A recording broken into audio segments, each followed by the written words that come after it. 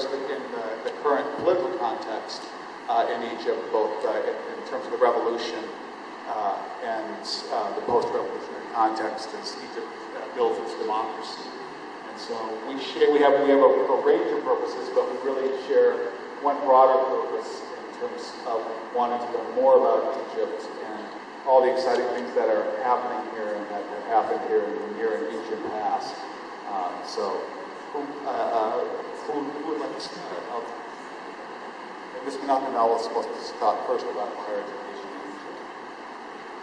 Thank you very much.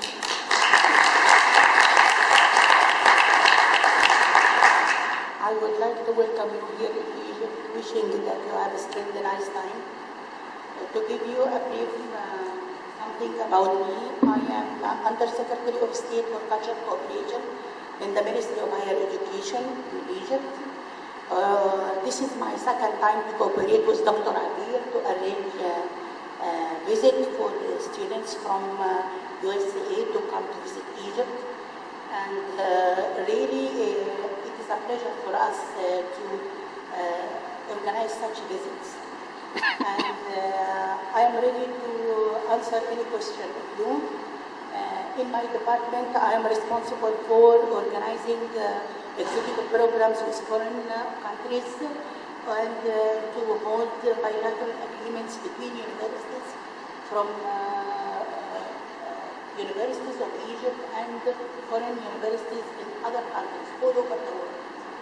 And I am glad to have you here in Egypt, wishing you to enjoy the rest of your time. We know that Dr. Abir arranged a very good program for you, and still you are having to visit Hurghada and Luxor and Aswan, and hoping to see you once more again in Egypt next year. Thank you very much.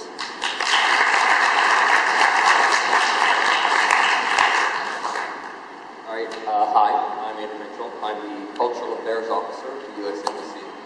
And having me with a person of her stature is kind of funny because it's sort of like you had, well, say a dean of the school, one person talking to you, and then the other guy is sort of an adjunct teaching you, because I'm at a very different level. But the reason why I think Dr. Abir keeps asking me here is because I absolutely love to talk and I love to answer questions. And so, but I'm here and I can, since I've told some of you are interested in talking about the relationship, I can probably give you a little perspective on the U.S. side of the relationship.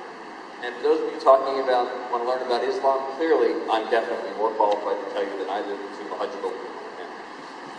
Sorry, does everyone know Muhajjaba? Means covered, right? The joke. Never mind. Do you want to throw it open to questions? Or do you want to talk more, or how do you want to handle this?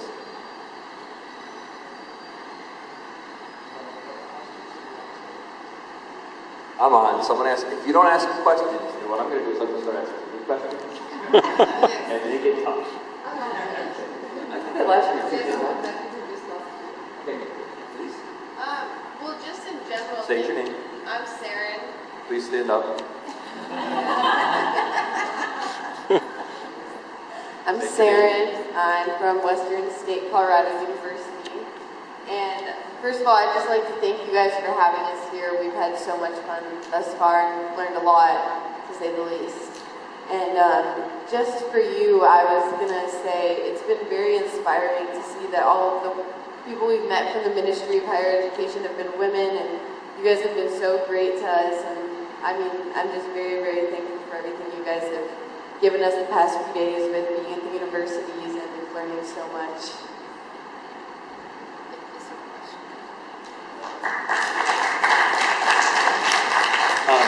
Okay, I'm not sure how the state college system in Colorado works, but question generally something different in the state.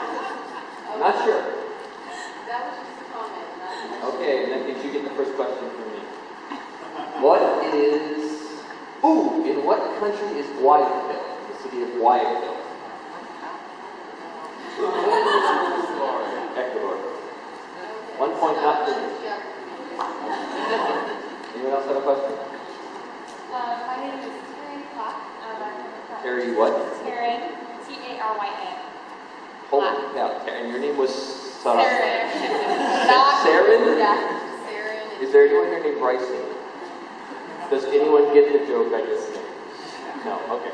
Sorry. And I'm from Cartwright Community College in Fort Collins, Colorado. So, I don't know how this question is going to be, but it's for you. I'm an international relations teacher. I'm minoring in food studies.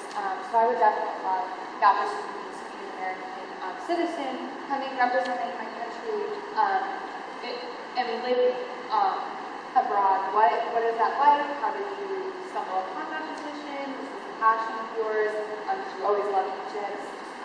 What's your story? Okay. First off, I should have done this sooner, but just to be clear, is anyone here in the room a journalist?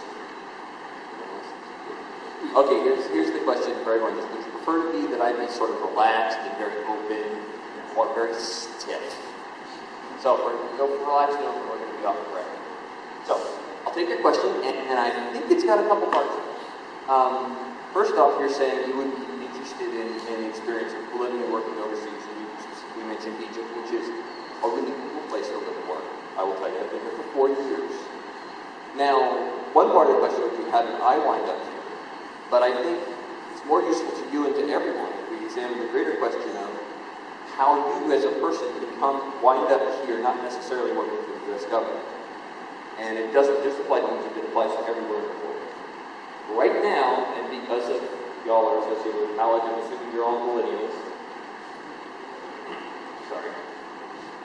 You guys were raised in a different environment than I was. I was raised in an environment where there was structure and limits to things you could do. And now that's sort of gone by the wayside, and that's even better because I didn't come to this job when I could have right out of college because I didn't understand that you could just go live overseas. I mean, I thought, people who go live overseas were like, guys who wore tailed coats and had big red sashes across their chest. So I spent 6 years after college doing other things. And then I finally came overseas. I came over with the government. But there's no reason you have to be limited to doing that. Anything you like to do or want to do, you can do anything. Well, not really Iran, but so for instance, what do you want to do? I really have no idea. Okay, who has an idea about what they want to do after graduation? All right. Well, you asked earlier, I'm not now, but I would like to become a journalist and travel writing. Okay. Journalism is a great example, but let me throw out a couple other possibilities too. Because journalism is sort of an easy automatic. But if you wanted to be a teacher, if you wanted to be a doctor, or a nurse, or an engineer, never be limited by the boundaries of the United States. There are always opportunities, and the biggest opportunities rest in the organizations who want to help people. As a journalist, that's obvious. We have people here from all of the major networks, from all of the major associations, Associated Press, Agents Press, AFP International, all of these. You can certainly always work there, but you have another option, which is you can come here and work freelance. Now that's a tough one, because if you're going to come work freelance, you're taking a chance, because you haven't got that safety net. But don't fear. This is the time in your lives to do this stuff. This is the time to take that chance. But if you want to become a teacher, international teaching schools, they're all the best way to see the world. If you want to be a doctor, they always need doctors here. Never be limited by how you go overseas. Anything you can do in America, you can do in other countries. Now, if you want to work for the government and be a foreign service officer, which is what I am, wow, you look so bored. It was your question, too. And she's not even listening to me. Wow, just like the girls I dated in high school. Anyway, if you wanted to work for the government, the way you become a foreign service officer, it's a competitive exam. It's offered now online, in fact. But if you go to jobs or www.state.gov, you can click to the link for the foreign service exam. And I encourage everybody who's interested to take it. Now, just as a side note, also, if you're seeking to work overseas, look at all of the NGOs. Associated Catholic Charities, Red Cross, CARE, all the United Nations organizations, they all have places. Journalists everywhere, teaching, as I said, and if you can't find anything else to suit you, a great way to start would be the Peace Corps. No Peace Corps here, but there are Peace Corps in other countries. That answer your question? No? Okay, if you ask, you have to pay attention to the whole way. Okay, talk to the guy next to you. Right, I'll be sure to do that. Okay, Lucas Hanna, University of Northern Colorado, Department of Sociology. So it's sort of an education thing, so Just a second, I'll get to the education expert. please.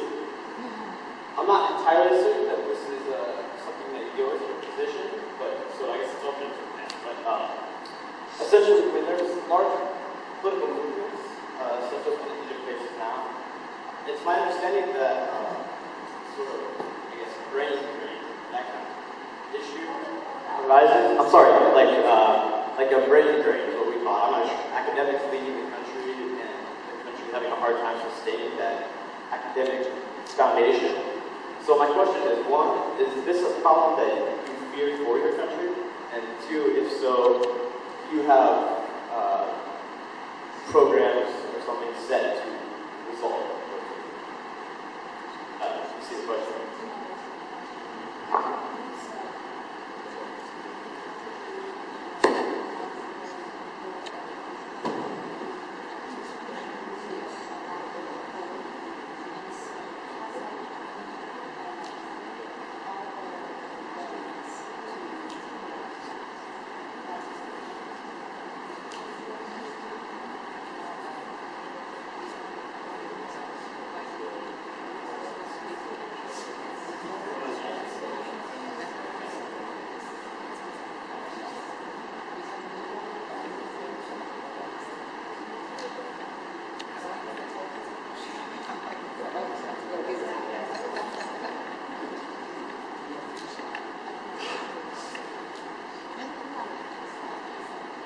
To tell you, this is really a very, very difficult question you already asked.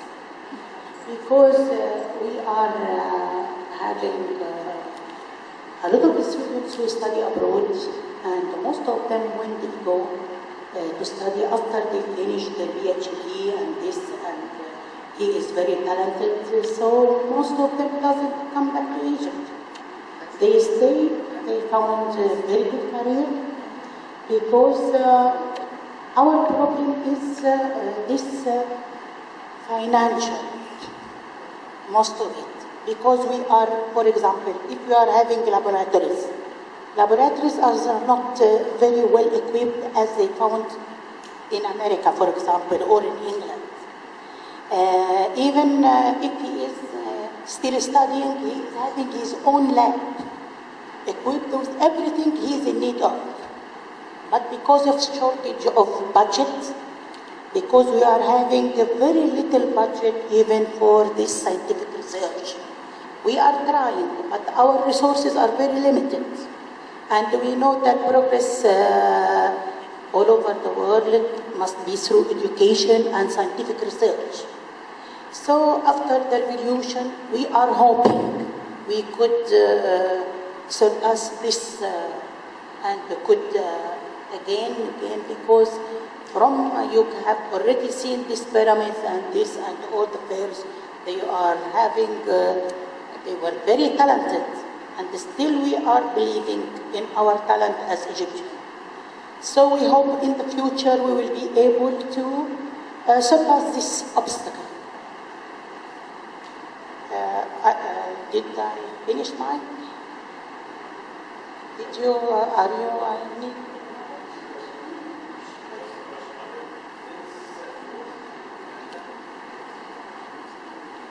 What's happening in Egypt to try to prevent that people from staying? What's going on to provide opportunity for educated Egyptians? Anyhow, now sometimes we are making a conference for those who are immigrants, and they are very famous and well-known scientists or something, like Dr. Zuwail, who came back to Egypt, and now he is having starting to get this Zuwail University. still we are having some problems with this university, with Nile University, and they were to court, and still it is not solved yet. We are having Dr. Muhammad Said, who studied in America, and he is very well known in America. We are having Dr. Magdi Yaoub. He is he came back to Egypt and opened a very big center for making this surgery in the heart. And we are wishing that all our students who went and they were quiet to come back to help our country to develop and to be in progress.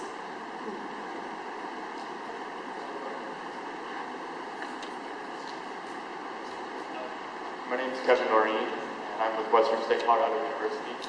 And first of all, thank you both so much, you especially for sponsoring this trip and working so closely with the beer. I think I can speak for all of us when I say you had a wonderful time, and your country is absolutely incredible. So thank you. And thank you also for all that you do, which sort of gets to my questions for you, Mitchell. I'm sort of curious, first off, what the role of the cultural affairs officer for the embassy, right? That is the term. Maybe you could speak for a moment about sort of what that role entails.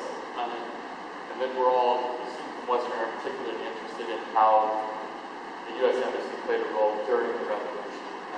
If there was a role that was played, or if it was just what the U.S. Embassy did to help the U.S. citizens living abroad during that time, and sort of how that kind of played out. Would like to speak to that a little bit as well.